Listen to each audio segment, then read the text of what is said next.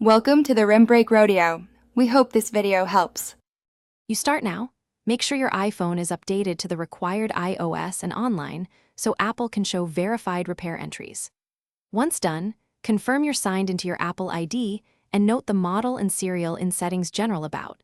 This identifies the device to Apple and prevents confusion with backups or other phones. Don't delay on updates, because the Parts and Service History feature appears only on supported iOS and tied to the device's serial number, ensuring accuracy.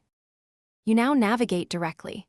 Go to Settings, then General, then About, and tap Parts and Service History.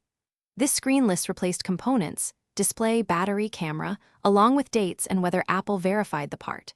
Read each entry to see the service provider and whether the part is genuine. That explains performance changes or warranty impacts.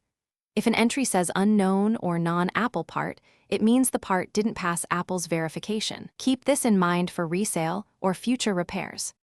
Finish by verifying every listed repair matches receipts or service records you have. That closes the loop on authenticity and warranty status. If the history is missing or looks wrong, update iOS, restart the device, sign out and back into your Apple ID, then recheck Parts and Service History. These steps refresh verification. If problems persist, contact Apple support with the serial number and proof of purchase so they can reconcile records. Troubleshooting tip: keep service receipt. Thanks for watching. Consider subscribing if we helped you.